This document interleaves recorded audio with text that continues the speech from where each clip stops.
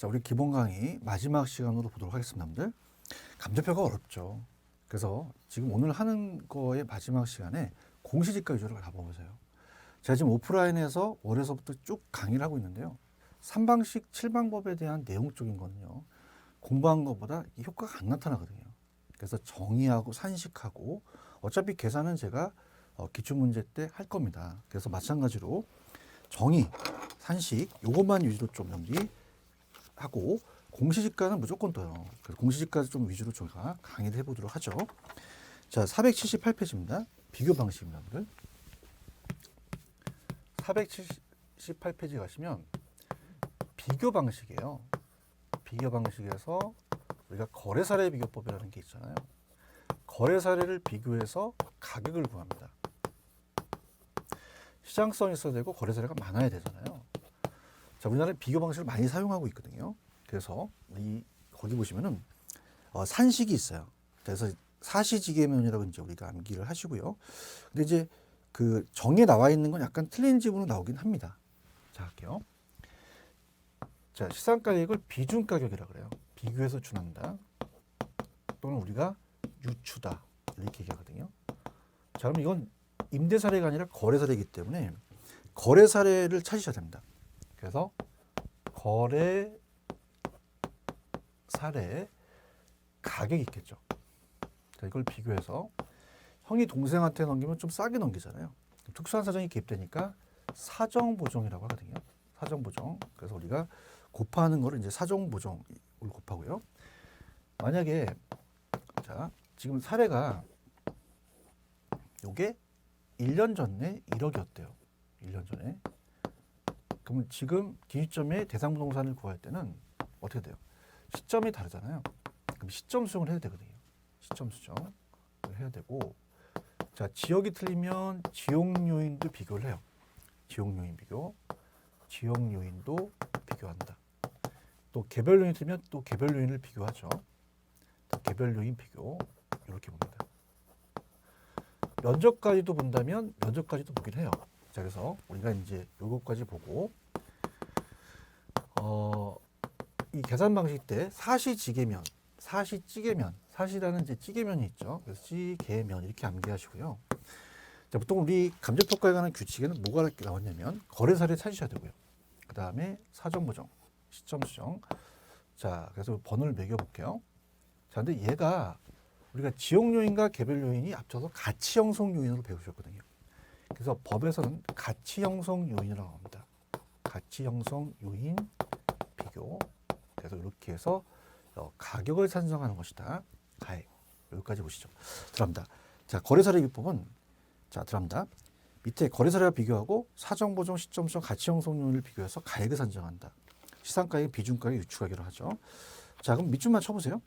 위치 유사성은 지역 요인이 비교 가능한다는 건 독립수권 내에 있어야 되고요. 자, 물적이라는 것은 사례가 속조인데 대상이 목적 업무를 하면 안 되잖아요. 그러니까 개별적 요인은 물적으로 있어야 되고요. 자, 시점 수정은 1년 정도 되는데 30년 정도는 좀 신뢰성이 좀 안 좋죠. 거래 시점 항상 기준점을 갖고 온다. 그래서 항상 거래 시점에서 거래 시점을 기준 시점으로 돌려오는 게 시점 수정이거든요. 일로 가까울수록 또 신뢰성이 있죠. 사정 보정은 형이 동생한테 넘기면 특수한 사정이 개입되잖아요. 자, 그러면 이런 것들은 이제 보정하는 게 사정 보정이다. 이렇게 보시고요. 자, 사정 보정은 정상화하는 작업이 있어요. 그래서 항상 나중에 이제 계산 문제에 대상이 올라갑니다. 대상이 올라가서 우세하다 플러스 마이너스 열세, 사례가 내려간다는 거죠. 플러스 마이너스 열세. 이 상자는 윗상자다. 이렇게 보시면서 항상 대상이 올라간다는 것만 기억해 주시고요. 자, 시점 수정은 조금 세부적으로 갈게요. 시점 수정은 거래 사례 자료를 거래점과 기준점 서로 달라 가격 수준의 변동이 있었을 때 그 변동률의 거래 가격에 곱해서 기준점을 가격으로 수정합니다. 자, 그다음에 어떻습니까? 항상 거래 시점을 기준점으로 돌려오는 거죠. 그럼 시점 수정이 완료됐다는 것은 아직은 기준점으로 바뀌었지만 아직은 사례 부동산이라는 거. 자, 거래 시점과 기점이 시간적 불일치하더라도 시장 상황의 변화가 없으면 시점 수정할 필요가 없겠죠. 자, 이렇게 보시면 됩니다. 그래서 항상 거래 시점을 기준점으로 돌려온다. 자, 그다음에 시점 수정치는 두 가지가 있어요. 지수법. 자, 거래사례 가격이 있으면요. 지수라는 것은 항상 대상이 올라가죠. 그래서 항상 기준 시점의 지수가 올라갑니다. 기준 시점의 지수 올라가고 그 다음에 이제 이거를 거래 시점의 지수는 나눠요. 자, 이렇게 해서 지수를 갖고 따진다. 이게 이제 나오면 여기 시점 수치가 되고요. 시점 수치라고 합니다. 자, 변동률 적용법이에요. 그래서 시지변이죠. 자, 변동률 적용법은 물가 변동률을 갖고 따지거든요. 자, 그래서 만약에 우리가 지금 토지가 1억으로 거래됐는데 10%가 상승했으면 1억 1천이잖아요. 자, 그럼 여기다가 1.1을 곱한 거잖아요. 그래서 물가 상승이니까 1 플러스 R 10%가 상승했고요. 1년이면 1승, 2년이면 2승이다. 이렇게 보시고요. 그다음에 지역 요인과 개별 요인의 비교예요. 자, 이게 종합적 비교법과 평점법이라는 게 있습니다. 종합적 비교법은 이 대상과 사례를 종합적으로 봐요. 종합적으로 몇 퍼센트 우세, 몇 퍼센트 열세. 근데 이거는 이제 조금 어때요? 주관적이 좀 개입됩니다. 주관적이 개입마다 다르고 평점법이라는 점수를 매기는 게 또 정확도가 있겠죠. 종합적 비교법, 평점법. 그래서 지계 종평으로 가는데, 자, 중요한 건 저는 어딜 찍냐면 지역 요인과 개별 요인의 2번을 가보세요. 자, 이게 가장 유력한데 인근 지역은 지역 요인 비교는 하지 않고 개별 요인만 비교하고 그 격차를 결정한다. 자, 위에 유사 지역 같은 경우는 지역 개별을 다 봐야 되거든요. 자, 무슨 말이냐? 자, 인근 지역은요, 지역이 같아요. 같기 때문에 유사 지역은 지역이 다르겠죠. 자, 강남역에 내가 대상이 있다. 그러면 지역 요인은 같습니다. 지역 요인 비교는 안 하고 개별 요인 비교만 하죠. 개별 요인 비교만. 그런데 자, 이건 다 할 수밖에 없죠. 유사 지역은 다르니까 그 정도만 해주시고요. 자, 그다음에 거래사례 비교법으로 한번 가볼게요. 어려웁니다. 자, 거래사례 비교법은 가장 많이 사용해요. 현실적이고 시장성 반영하고 실질적이고 설득력이 있죠. 자, 이렇게 평가했으니까 이렇게 했다라는 거는 있고요. 근데 중요한 건 단점은 시장성이 없는 부동산 같은 거는 안 되겠죠. 그다음에 5번이 잘 나옵니다. 부동산 경기가 만약에 호황인데 작년엔 호황인데 올해는 안 좋을 수도 있잖아요. 신뢰도가 좀 더 저하되겠죠, 사례가. 그다음에 사시지계라는 게 이번에 좀 비과학적이에요. 격차가 좀 심하죠. 그다음에 이제 임대사례 부분, 자, 이것만 보시면 됩니다. 임대사례는 임대사례를 가지고요. 비준 임대료가 됩니다. 그래서 비준 임대료, 임료죠. 그다음에 임대사례를 가져와서 사시지계면이 똑같거든요. 그래서 임대사례 비법은 임대사례, 사정보정, 시점수정, 가치형성 비교, 임대료까지 보시기 바랍니다. 자, 다른 것들은 출제 빈도가 낮기 때문에 나중에 해드리도록 하고요. 특히 이제 공시지가 기준법이라는 자체가 있어요. 자, 제가 이거는 공시지가 기준법과 연결시켜서 볼 거고요. 자, 수익환원법이 이제 가장 어렵습니다. 수익환원법이 이제 작년에도 나왔는데 의의하고 정의, 그 다음에 우리가 이 환원율을 구하는 방법이 가장 유력합니다. 그 다음에 수익을 환원하는 방법 같은 경우는 좀 출제가 잘 안 되기 때문에 이건 제가 나중에 추가적으로 이제 문제집이나 이런 게 있으면 환원 방법을 하려고 해요. 그렇기 때문에 자, 수익 방식에서는 수익환원법 위주로 좀 가져가세요. 자, 그래서 수익환원법은 또 의의와 산식이 또 어떻게 되느냐, 오늘 한번 우리가 보도록 하죠. 자, 내용을 살펴보겠습니다. 수익환원법입니다. 수익환원법 들어갈게요. 자, 수익 방식에서 가액을 산정하는 게 수익환원법이에요. 수익환원법. 자, 산식이 중요하죠. 자, 우리가 수익 가액을 산정한다는 것은 순수익은 장내 순수익이에요. 장내. 그걸 우리가 순수익을 가격으로 환원해달라. 환원 이율을 사용하거든요. 근데 작년에 가로치기가 나왔었는데, 자, 순수익이라는 단어는요, 매년 똑같아요, 수익이. 그래서 이거는 환원한다는 말을 쓰고요. 그 다음에 미래 현금 흐름이 나왔습니다. 미래 현금 흐름이 가로치기가 나왔는데요. 현금 흐름이 매년 다르기 때문에 이건 할인한다는 말을 쓰거든요. 그래서 가액을 산정한다. 들었죠? 수익환원법은 장래 중요하고요. 기존 순수익, 미래 현금을 환원, 할인, 시상가액, 가액을 산정한다. 자, 그 다음에 이제 환원율이라는 단어가 있어요. 그래서 환원율은 자, 개별은 토지와 건물이 다르겠죠. 그다음에 종합환원율을 본다면, 자, 어차피 환원율을 구하는 방법에서 우리가 해드릴 텐데, 자, 환원율은 두 가지로 나눠요. 자본 수익률은 수익률만 이제 생길 수가 있는데요. 자, 건물 같은 거는 감가가 됩니다. 그러니까 자본을 회수해요. 자본 회수율까지 우리가 고려하자는 거죠. 상각률입니다. 상각률이기 때문에. 그 토지 같은 경우는 상각이 안 돼요. 그래서 수익률만 고려하고 건물은 둘 다 고려한다는 거 이렇게 보시면서 저는 환원율을 구하는 방법 쪽으로 좀 가달라는 말씀드리고 싶습니다. 자, 그래서 환원 이율을 구하는 방법이 출제 빈도가 높은데요. C조 12로 암기하시면 되거든요. C조 12. 자, 그래서 시장추습법은 내가 구하는 게 아니라, 자, 이건 사례에서 가져가요. 그래서 거기 보시면은 매매 사례에서 가져오는 게 중요합니다. 매매 사례. 그다음에 조성법은 넘겨보시면은 환원율을 산정할 때 그 시기 중이에요. 자, 환원율이라는 것은 순수율이 우리 요구 수익률을 기억하시잖아요. 무위험률에다 위험할증률을 더합니다. 순수율이 무위험률이에요. 부동산은 위험하잖아요. 그럼 위험률을 더해 나가는 겁니다. 그래서 우리가 이 요소 구성법이라는 것은 위험의 구성 요소를 하나씩 따져서 조성법인데요. 굉장히 주관적이에요. 그래서 얘는 지읒 들어가니까 주관적이다. 이렇게 가져가십니다. 그래서 여러 부동산 위험을 여러 가지 구성 요소로 분해해서 계율적인 위험에 따라서 구하는 것이다. 주관적이다. 투자결합법은 결합을 합니다. 결합을 해서, 자, 물리적이라는 것은 아까 토지는 상각이 안 되죠. 근데 건물은 상각이 됩니다. 그 때문에 환원율이 각각 개별 환원율이 다르죠. 다르다는 게 중요합니다. 가중평균에서 가거든요. 그래서 다르고 분리가 가능하죠. 분리 가능. 자, 금융 쪽은 저당 투자자가 은행이고요. 지분 투자자가 자기가 투자한 수익률이 다르겠죠.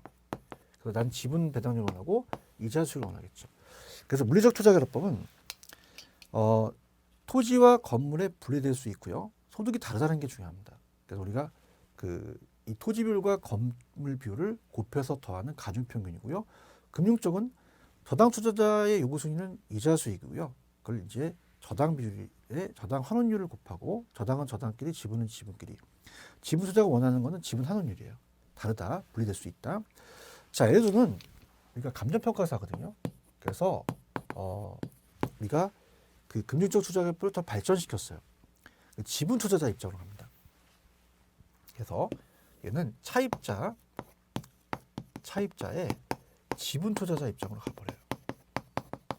그래서 예를 들면 부동산의 보유 기간 동안에 현금 수입, 부동산 가치 상승을 고려하고요. 우리가 이 저당이 또 지분으로 형성되게 되면 가치 형성, 지분 형성분을 얘기를 해서 또 구하죠. 그다음에 세전으로 간다는 건 세금을 고려하지 않는다는 거. 자, 우리가 세전 현금이 있었잖아요. 세전 현금 수지는, 자, 빚은 뺐어요. 부채 서비스액은 뺐기 때문에 저당은 고려하지만 아직 영업소득세 세금은 고려하지 않는다는 게 좀 단점이다. 세금을 고려하지 않는다. 이렇게 가져가시고요. 자, 부채감납법은 좀 부채에 대한 감당하는 능력이에요. 얘 산식이 좀 나옵니다. 그래서 얘는 저당 투자자 입장으로 가버려요. 저당 투자자. 자, 밑에 나오면 좀 안 나올 수 있으니 이렇게 빼볼게요. 그럼 환원이율은 돈을 못 받으면 저 익숙한 부대에서 받죠. 저 부대에서 받습니다. 저당 상수에다가 부대. 부채 감납 보니까 부채를 감당할 수 있는 능력, 감당률을 근거로 대부 비율을 곱하죠. 저부대라는 걸 꼭 암기하시기 바랍니다. 자, 이렇게 해서 우리가 앞자 맞다면 C조 12로 이제 암기를 하셔서 가는데요. 자, 이것도 제가 문제를 나중에 풀면서 제가 부연 설명을 하겠습니다. 자, 넘겨볼게요. 환원 방법은 잘 출제가 되질 않아요. 나중에 문제가 있으면 그때 다루도록 하고요. 자, 그러면 490페이지 가시면 수익환원법의 장점은 수익성을 근거로 하기 때문에 장래익을 현재 가치로 가기 때문에 이론 쪽이에요. 부동산 가격의 본질에도 부합하고요. 임대용이나 기업용 부동산에 다 투자가 가능합니다. 그다음에 단점은 교육용이나 주거용, 공공용 같은 건 수익이 발생하지 않기 때문에 곤란하기 힘들고요. 자, 그다음에 수익에만 치중하기 때문에 제가 새 거 드릴까요? 헌 거 드리면 새 거 달라고 그래요. 근데 건물의 신구에 대한 이 수익 차이가 없는 신구에 대해서 우리가 옛날 것도 수익이 많이 나오면 또 높게 평가된다는 거는 좀 단점이 될 수가 있다는 거. 자, 넘겨봅니다. 자, 그다음에 이제 수익 분석법은 출제의 가격이 좀 적습니다. 자, 그래서 일단 수익 분석법은 넘기셔서 우리가 492페이지 식만 가져가세요. 식만. 그래서 수익 분석법은 우리가 이 수익 분석법은 임대료입니다. 임대료. 그래서 우리가 거래사례비법에 임대사례비법만 우리가 비교 방식에서 사용하지 임대료는 잘 안 써요. 그래서 이제 적산법에 대한 거랑 좀 비슷해요. 수익 분석법은. 자, 그래서 얘 식이요. 우리가 거긴 안 적혀져 있지만 한번 적어보세요. 수익임료라는 것은요. 순수익이 나오면 여기다 필요적용비를 더합니다. 필요적용비를. 그래서 우리가 임대용 부동산은 요거 임대료를 알고 또 임대료를 아니까 순환홀이니까 기업용 부동산만 되거든요. 그러니까 여기는 수익 분석만 들어가야 됩니다. 수익 분석법은 일반 기업 경영에서 산출한 총수익 동그라미 분석이라는 게 나오잖아요. 활용이 아니라 수익 분석법이다. 대상물 일정 기간에 산출할 것을 기대는 순수익의 대상물건을 계속해서 임대하는 데 필요한 경비를 더해서 임대료 산정한다. 이렇게 가져가는 것이죠. 자, 그러면 이제 마지막에 자, 여기를 제가 강하게 갈게요. 자, 그래서 3방식 6방법까지 봤죠. 이 공시지가 기준법의 7방법을 자, 그럼 제가 봤을 때는 이제 단기에 이제 노리시잖아요. 저희 그 사이트가 그렇다면은 단기적으로 우리가 나올 수 있는 대로 가야죠. 자, 여기는 이제 이론상이니까 좀 빨리 진행했습니다. 근데 이거는 굉장히 강하게 갈 거예요. 너무 중요하기 때문에. 부동산 가격 공시예요. 자, 그래서 또 편법을 또 가르쳐 드릴 거니까 자, 이제 제가 부동산 가격 공시 제도를 강하게 할 겁니다. 자, 토지 같은 경우는요. 토지는 우리가 공시지가 기준법으로 가요. 공시지가 기준법. 자, 그러면은 원래 거래사례인데 이게 신뢰성이 떨어져서 공시지가 기준법으로 가거든요. 자, 들어보시면요. 자, 이렇게 토지가 있는데 개별 토지에 대한 가격이 다 틀려요. 자, 그래서 대표성이 있는 토지의 표준지를 선정합니다. 3천만 필지의 개별 토지가 다 매기기 어렵잖아요. 그래서 제곱미터를 모른다. 자, 표준지를 산정합니다. 표준지를 산정하는 것은 옛날에 감정평가사가 했는데요. 감정평가 법인으로 좀 바뀌었어요. 물론 감정평가 법인 안에 평가사가 있겠죠. 그래서 이게 선정이 되면 비교 표준지를 먼저 선정합니다. 그래서 이거를 제곱미터로 간다면 자, 이걸 가지고 우리가 구한다는 거죠.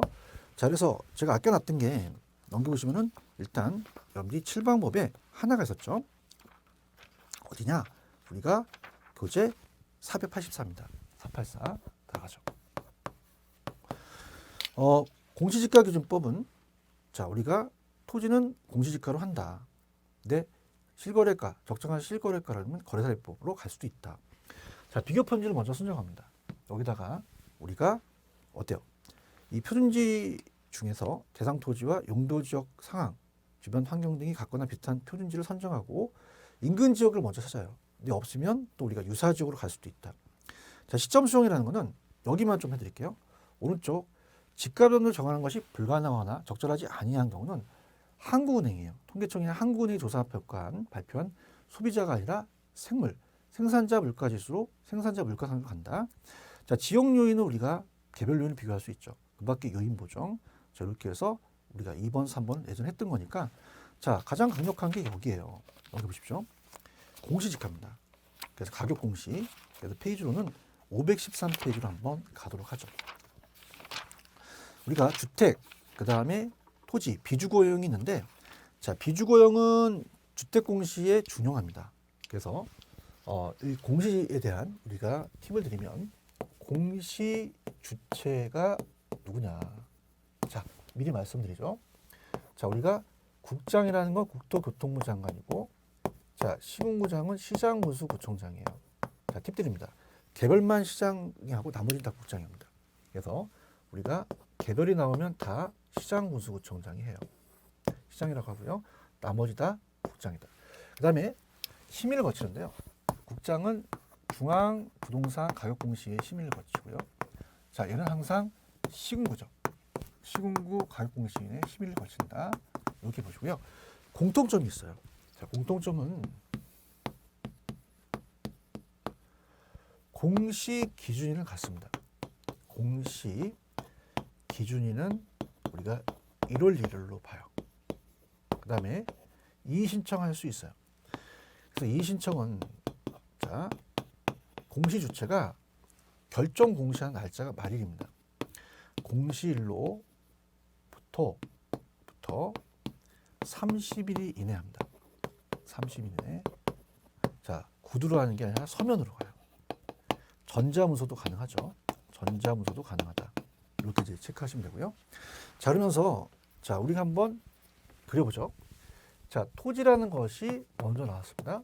토지 공시지가가 표준지 공시가와 개별 공시가로 나뉩니다. 그럼 표준을 구하고 개별을 구하겠죠. 개별 공시가입니다. 그래서 표준지 공시가는 우리가 항상 자, 개별만 시장이 하고요. 시장군수구청장을 줄였습니다. 자, 국장이 표준지 공시가를 결정 공시하겠죠. 네, 이 표준지의 산정을 우리가 평가사가 아니라 평가법인, 감정평가법인이 한다 그랬어요. 법인. 자, 얘는 공무원 임액입니다. 공무원은 전문가가 아니어서 자, 평가법인에 의뢰를 해서 국장이 작성해주는 표가 있어요. 자, 이게 바로 토지가격비준표입니다.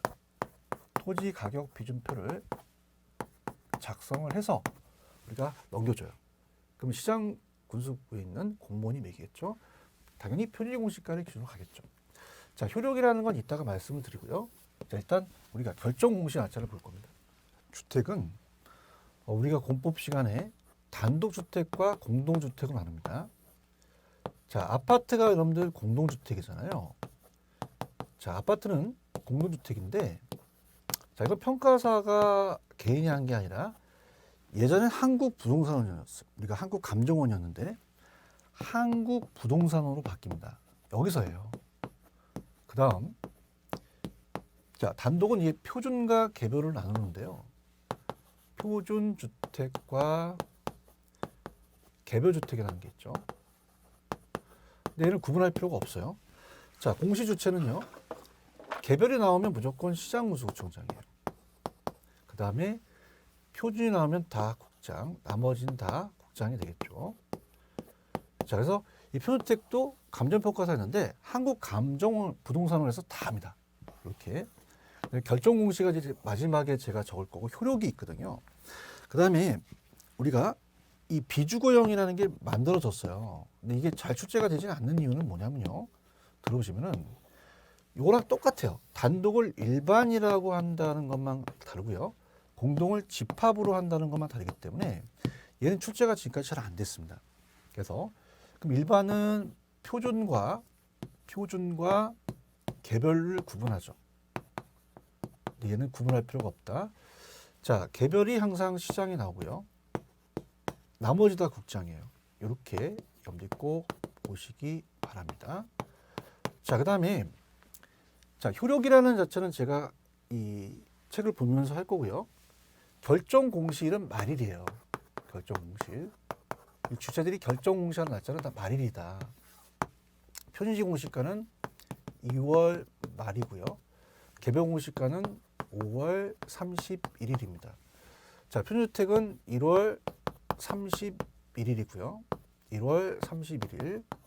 자, 개별주택과 공동주택은 다 4월 30일이에요. 4월 30일. 얘도 4월 30일이 되죠. 그럼 얘는 144라는 게 똑같습니다. 자, 표준 1월 말, 개별 4월 말. 얘도 4월 말.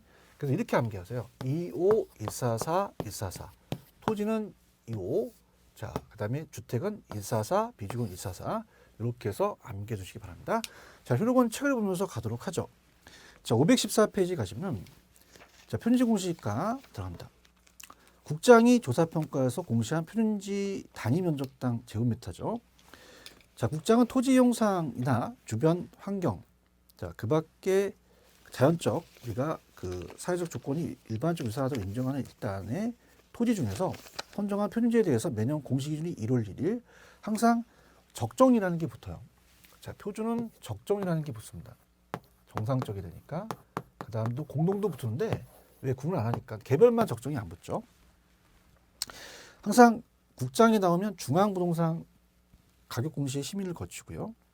자, 그 다음에 편입공시가의 공시 기준은 1월 1일이라는 거.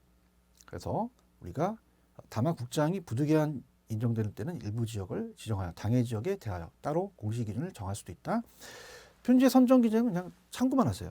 자, 우리가 대중이라는 내 친구가 있는데 굉장히 좀 우리가 좀 불쌍해요. 대중을 확 안자. 대가 대표성. 지가 수준이 대표가 돼야 되죠. 너무 낮거나 높아서는 안 되고.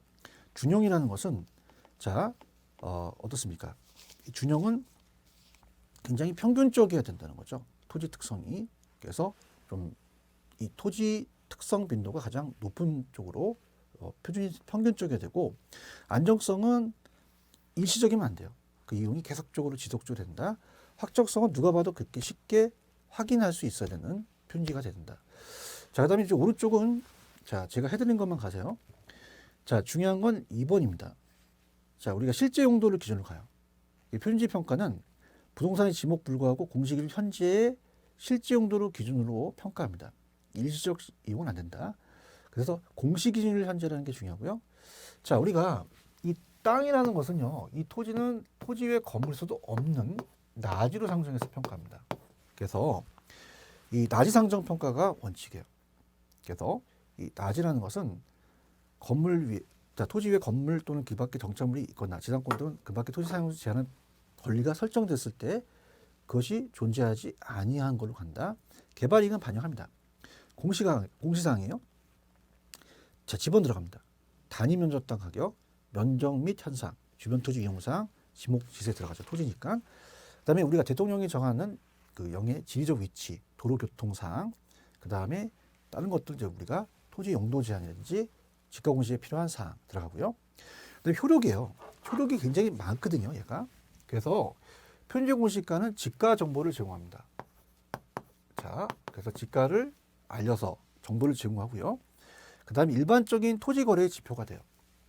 일반적인 토지 거래가 되는 지표가 될 수 있고요. 자, 3번은 국가나 지자체가 지가 산정하는 데 기준이 되겠고요. 자, 그다음에 감정평가사가 평가를 할 때 또 그 토지에 대해서 개별 토지를 감정평가할 때 되고요. 표준지에 대한 그 적용이 굉장히 많습니다.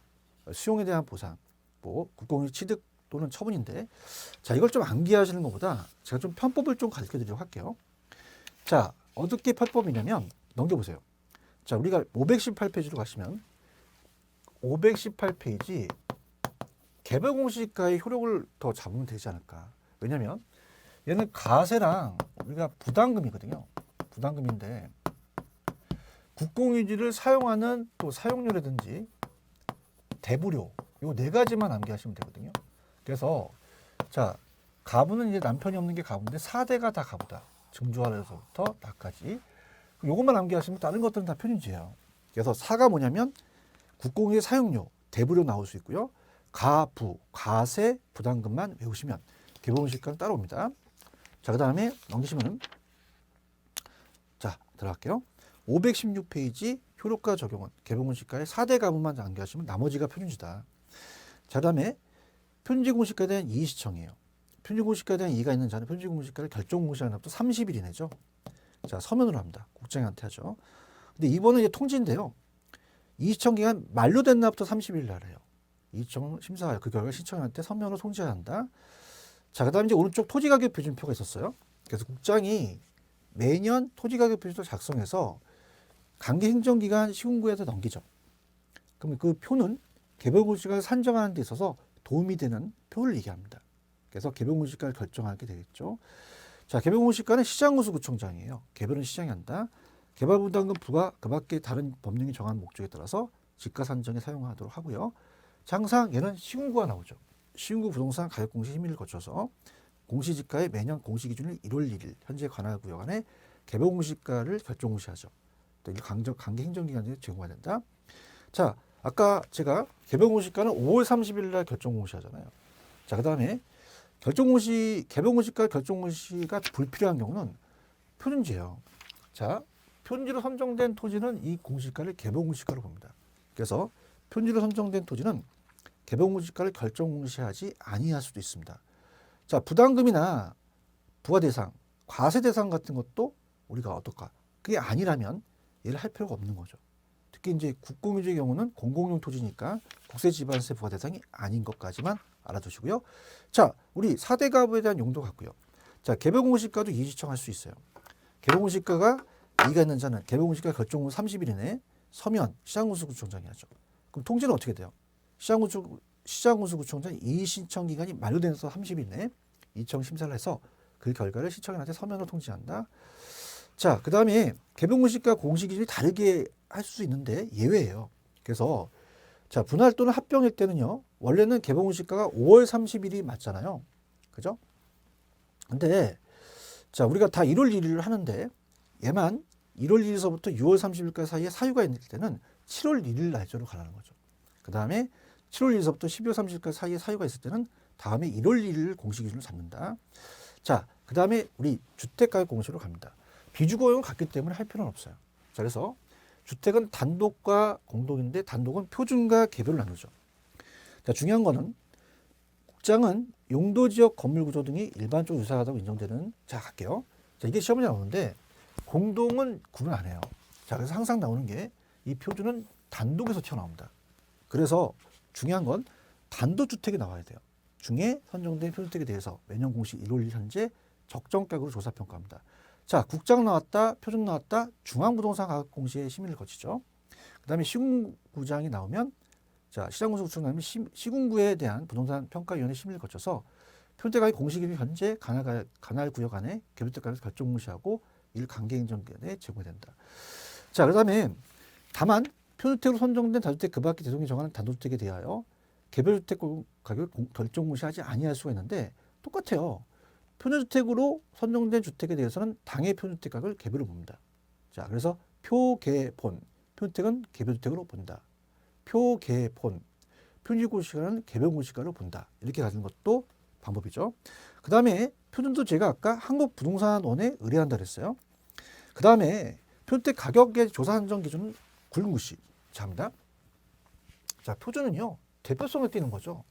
그래서 정상적으로 매겨되기 때문에 아까 나주의 건물수도 없는 걸로 보고 토지의 건물수도 없는 걸로 생각한다는 거죠.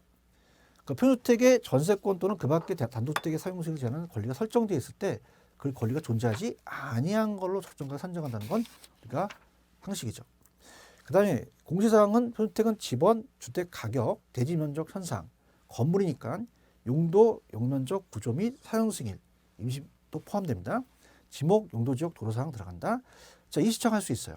표준주택은 이의가 있는 자는 표준주택 결정공시 30일 이내에, 자, 서면 국장한테 하겠죠. 국장은 이의 시청이 만료된 날부터 30일 이내에 신청인의 서면을 통지한다. 자, 효력은요. 딱 이거 볼게요. 효력은 얘만 산정하는데 효력이 있어요. 다른 건 안 합니다. 그래서 표준주택 가격은 국가, 지자체 등의 기관이 업무 관련해서 개별주택 가격 산정에만 기준되고요. 자, 개별주택 가격 공시로 가죠. 자, 시장군수구청장은 공시기준을 할 이후에 토지의 분할병이 건물의 신축이 발생할 경우 대통령이 정하는 날은 이 1월 1일 아니라는 얘기죠. 로 기준하여 개별주택 가격을 결정공시한다. 그래서 오른쪽에 그걸 다시 설명해드리겠고요. 그럼 시장군수구청장은 개별주택 가격을 결정공시하는 경우 당해주택과 유사한 이용가치를 지닌다고 인정되는 표준주택 가격을 기준으로, 자, 아까 자, 국장이 작성한 게 토지가격 기준표라면 얘는 어떻게 돼요? 주택가격 기준표를 작성해서 넘기겠죠. 그래서 주택가격 기준표를 사용해서 가격 산정하되 당해주택 가격과 표준주택 가격 균형을 유지한다. 자, 그 다음에 개별은 항상 지번과 가격이 붙고요. 자, 개별주택 공시기준이 다를 수도 있잖아요. 대통령령. 자, 그럼 원래 이건 4월 30일 날 개별주택 결정 공시하는데 그렇다면 날짜가 1월 1일서부터 5월 30일까지 사이에 사유가 있는 경우는 단독주택에 대해서는 6월 1일, 6월 1일서부터 12월 30일까지 사유가 있는 경우는 단독주택은 1월 1일 이렇게 보는 거죠. 그래서 아까 개별 공시가는 7월 1일 날로 하는 게 머릿속에 두시고요. 그다음에 개별주택은 6월 1일이에요. 한 2개월 차이가 있겠죠. 그 다음에 개별주택과 자 공동주택은 두 가지 업무를 해요. 그래서 기억으로 암기하세요. 그럼 얘네들은 기억, 가격 정보랑 자, 과세입니다. 가격 정보랑 정보 제공하고요. 그다음에 과세 업무를 한다. 꼭 가져가십시오. 자, 그럼 개별은 기억 들어가니까 주택자의 가격 정보 동그라미, 국가지자체들의 기관이 과세 등의 업무 동그라미. 자, 공동갑니다. 자, 공동주택도 국장이 하겠죠. 국장이 공동주택에 대하여 매년 공식일이 1월 1일 현재 적정가격에 들어가고요. 항상 중앙부동산평가위원회, 부동산평가위원회 심의를 거치죠. 자, 부동산 가격공시위원회로 좀 고치는 게 좋습니다. 바뀌었습니다. 심의를 거쳐서 이를 관계행정기관에게 제공해야 된다. 다만 대통령이 정하는 바에 따라서 국세청장이 국장 협의해서 공동주택 별도로 결정공시할 수 있다는 것은 자, 국세청장도 결정공시할 수 있다라는 겁니다. 자, 그다음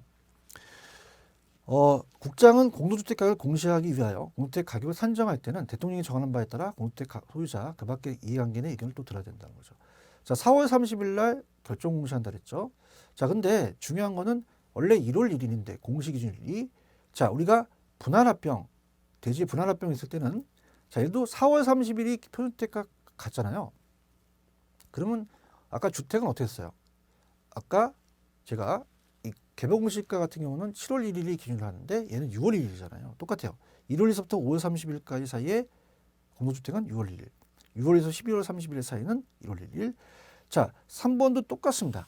아까 자, 이 표준도 토지에 건물이 없는 거로 보고 공동주택도 없는 거로 본다는 건 전세권 또는 그 밖의 공동주택의 사용성을 제한하는 권리가 설정됐을 때 그 권리가 존재하지 아니한 것으로 적정가를 산정한다는 게 똑같아요.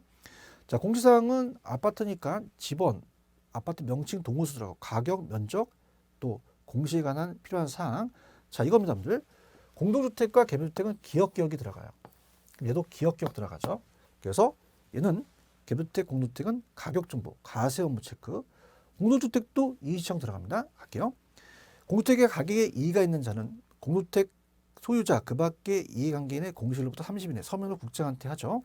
국장은 이의청 내용이 타당하다고 인정될 때는 중앙가격공시위원회가 맞습니다. 그래서 우리가 밑에는 맨 밑에 가격공시위원회 되어 있잖아요. 좀 고쳐주시기 바랍니다. 죄송합니다. 우리가 좀 오타가 났네요. 중앙부동산